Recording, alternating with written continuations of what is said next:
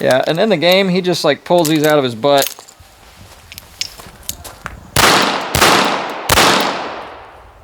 And then we're gonna go shoot. Open it up, shuck the shells, armpit, drop the barrel, get the shells out. Both at the same time if we're not too stupid to do so. Safety, back up. Hey everyone, welcome back to Triple F Shooting. As you can tell, we're doing something a little bit different. Hopefully it doesn't suck. But as you know, I play video games. If you've looked at any of the other videos where we talk about like different guns in video games or why I have half the guns that I even have, we play video games. So today's video is actually going to be sort of a did they get it right for Alan Wake 2. The game is, in my opinion, very good. It's like a survival horror game. There's some writing stuff at the very end that maybe I wouldn't have gone with myself, but overall the game is like, it's real trippy, very interesting. I don't know too many stories out there that are like it. However, we're mainly going to be talking about this kind of stuff. So, as you can see, we are all empty, nothing in it, but this is a Colt Python, and this is one of the guns that is in Alan Wake. And what we're specifically going to do is talk about how realistic is the shooting of this particular pistol and shaklacky, this thing. So this is nothing horrifically special. I have no idea if the whole thing's on camera because it's freaking long. Also very empty, but this is your basic double barrel shotgun. This particular one is an Ithaca Nitro Special, so it's probably, you know, pre-1950s or right around there, and it is beat to crap. The one in Alan Wake looks a whole lot better than this.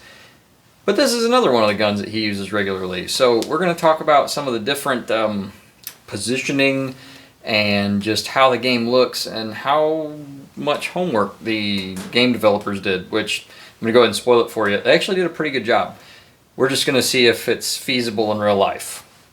Alright, now, one of the things that we had to do, obviously you can tell I'm like kind of dorked out. I don't think I've put a suit on in like 4 years, so I was kind of excited this still fit. It was, pants are a little snug. Got some tight thigh action going on. You can't see it, don't worry about it. But there were some things that I had to kind of hokey together to get close to what he's working with in the game. So, right off the bat, this is not the normal type of jacket he's wearing. His is more of like a sport coat looking thing. This is actually a double-breasted. So it actually does better to cover what's going on underneath. So first off, it looks like Alan in the game is using a shoulder holster. I did not want to spend $200 for this video to get a shoulder holster, so what I did is I have kind of a high ride concealed carry-ish holster that I can use that gets the positioning close. So you'll see in the game when Alan goes to draw his stuff back out that he goes kind of high into the jacket and comes out with the pistol. Now what we're doing, as I stated, is running kind of a high ride holster, and we'll get to see more of that. He's also reaching and drawing a light, and you'll see that the light's kind of dangling around his butt. I forgot these even existed, but we'll get into that too. So what I'm going to do is go ahead and dump the jacket. Now it looks a little bit more like a John Wick thing. There you go. But so I have a speed loader, which is what he uses to work out of for his reloads. There are no strips or individual bullets being used in game. I have my, I don't know if you can see it, but I have my Maglite hanger. You can tell that I have a very cheesy belt arrangement to carry shells. I have no freaking clue how he's carrying shells in the game. I'm assuming that it's one of the little belt type competition things, because that's just how it looks in game. He just like whips them off of himself. This is not that, but I was able to kind of hokey this together to make it work at the range. So I'll throw a picture of what I think he's probably supposed to be using, but it's video game logic where stuff just like appears out of pockets and then hands way too quickly. So we'll demonstrate that out on the range as well. But you can see that there's kind of a lot going on. I don't think I could actually button my jacket. He never does in the game, so maybe that's the point, but I can't really like button around all this. If I had a proper shoulder holster that kept it up under here, that would help. But with your speed loaders and all the other crap, it's not that easy. So I'm gonna dump this. Thank God it didn't go off. But we're gonna talk about the revolver stuff first. A lot of this is done in-game, but there's some differences between what I'm using and what he's using. So what I'm using is still a Colt Python, but it's a 3-inch barrel model, not a 4 1/4 or whatever. So you'll notice his is a little bit longer. I wasn't going to go that hardcore and buy specifically the 4 1/4 because I really, really like the 3-inch better. I think looks-wise, I like it. Also, he has the big old giant target style grips that would have originally come on a Python in there. I thought that looked ridiculous with a 3-inch barrel, so I have these smaller panel grips, so there's another difference. Other than that, pretty much the same gun. You can tell when he does his reloads, snapping the gun open, all left-handed, punching the shells out, and then coming down to the speed loader. And then obviously he doesn't have to like worry about unsnapping things because it's basically as soon as the gun is open and empty, there's already a speed loader in his hand. It goes in, snap, and we're back up. Mine doesn't look quite like that. I'm gonna go from odd, like upside down supported shooting. I'm gonna tuck the light in my armpit, get the cylinder all the way open and eject. And then I have a really strong tendency to want to hang on to the gun with my left hand to use my right hand, but since I have everything in my armpit here, in the game, keeps it right hand, ejects everything, comes down real close, drops in left-handed, and then he's back up and shooting after I get it back out of my armpit. So that's not terrible. Beep, help!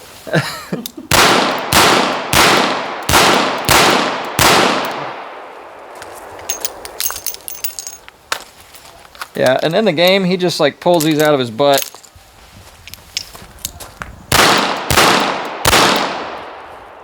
Whew, I pulled one really left. The rest are good in the noggin.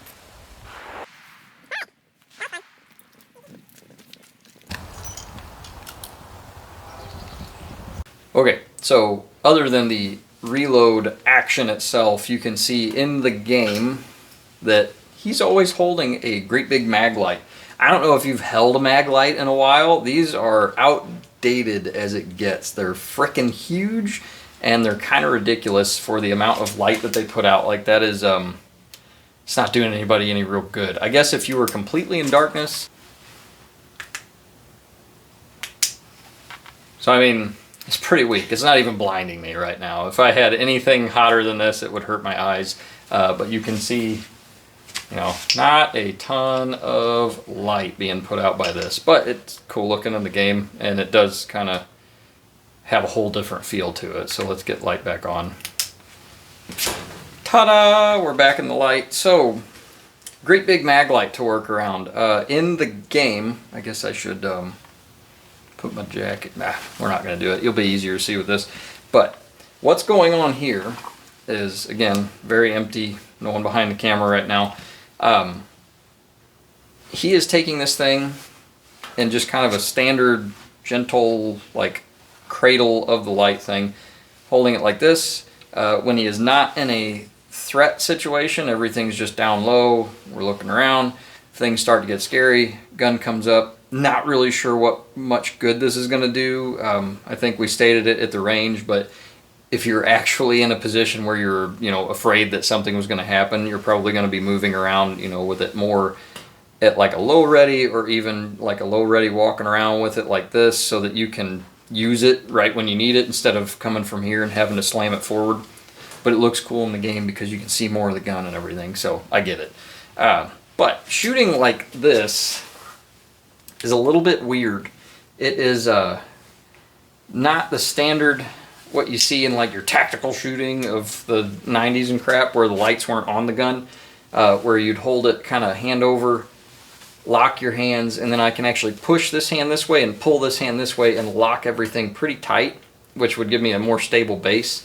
What he's doing is more of just cradling it, so it's like teacupping it, but with your arm. I can just lay my arm across there, but I'm not getting any recoil control out of that. Okay, so I'm here in my dork get up with my cool gun and my big mag light that no one uses anymore.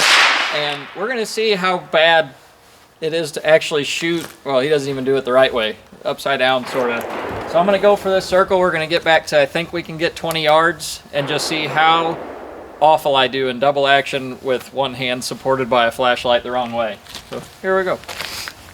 We couldn't quite get 20, we're at about 18, 19 yards, and I'm gonna shoot 357s in the strange maglite supportion type of way.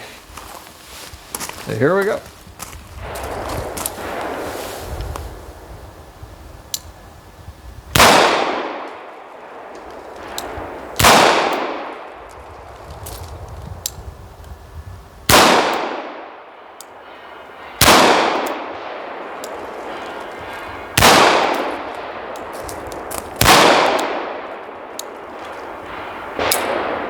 Flinched.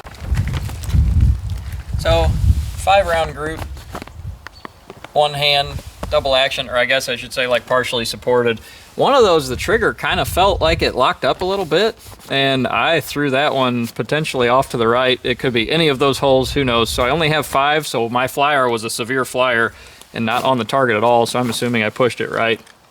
That's me. So a little bit awkward, but the whole reload sequence is basically I go boom, last shot. He's tucking the light in his arm, which I thought was really cool because a lot of games the light just sort of like disappears. It goes off into Narnia. So he actually tucks the light in his armpit. So the light's still shining forward toward the target. Gets the gun open, punches the rounds out, brings it down, and reloads the gun. I'm not going to put live ammo in here in my basement. Comes back up, grabs the light again, and then we're back out to shooting. So that's actually a really neat sequence, and every freaking time I reloaded the gun in game I was like, oh, that's cool. So that's kind of fun. The shotgun's where things get way more ridiculous. Walking around, some threat, we're still able to use the light, and then we're gonna go shoot. Open it up, shuck the shells, armpit, drop the barrel, get the shells out. Both at the same time if we're not too stupid to do so. Safety, back up. Alright. For giggles, we'll do it one more time. See if I get any better at it.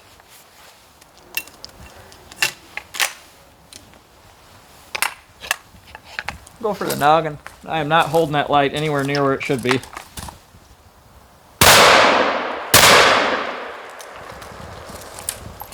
Ugh. Okay, that's a lot harder than the revolver. It's just a lot of moving parts. When we are running the shotgun, it's really kind of neat that he actually carries it by the receiver, because if you've ever handled older shotguns, older deer rifles, whatever, a hunting style firearm is often just carried at the balance point, which is kind of right in the middle of the receiver.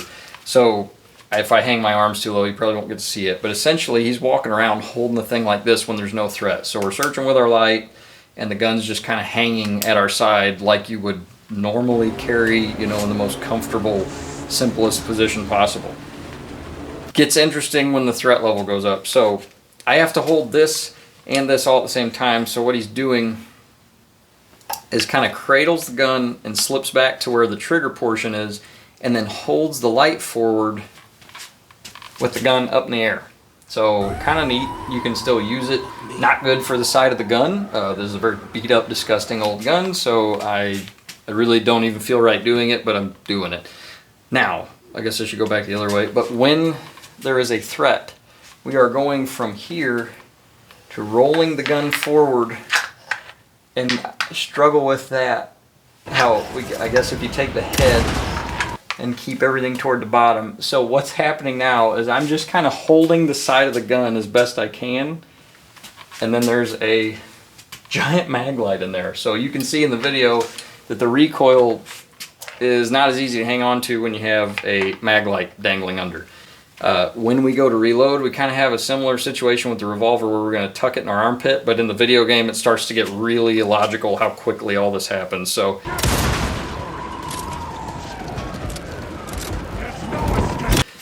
break the gun open, shuck the shells. At some point, either between that or before that, the shotgun goes to the, or I'm sorry, the light goes to the armpit. So we've shucked our shells, we drop down, grab 2 more shells, put them in. Again, not gonna just be slinging loaded crap in my basement. He drops 2 in, almost competitive shooter-like, where it's just 2 perfectly angled, just dunk dunk, snaps the gun closed, grabs the light, except that's where I think there's a gap. I don't ever see him really like grab the light again. He like snaps the gun closed and all of a sudden he's back up shooting, but we have to grab the light because we're humans and come back up to a shooting position. And again, we're just kind of wrapping everything around. Cool that they went through all that, but that one's where the gaps start to happen. Thing's torn up, but there's where the light was resting against the handguard that's already just beat to hell. So you can expect that Alan Wake's shotgun is just ripped to shreds down the left side where he's holding the flashlight against it. So I hope you enjoyed this dorky little nerd takeoff kind of point that doesn't really matter to much anything other than I thought the game was cool and I like guns. I am certain that my wife gets tired of crap like this where we're sitting there watching a movie. I'm like, why? That doesn't exist. Why'd they do that with different gun movies or gun games where stuff is just stupid? But if you're like me and you like guns, you probably do the same thing where you watch movies and games and you're like, oh, they actually did that right, or oh, that was totally stupid. So that's mostly what this video was. The devs at, oh gosh, Remedy Studios, I think. Pretty sure, probably wrong. I'll throw the name in, but the devs over there actually look like they did their homework. They did a pretty decent job with recoil, reloads. It is still video game logic, but pretty good job. So, and if you haven't played it yet, I would strongly suggest you go out and do that. I am not a video game reviewer, so I'm not going to sit here and spew all the details and spoil it for you, but the game was pretty interesting and definitely worth your time.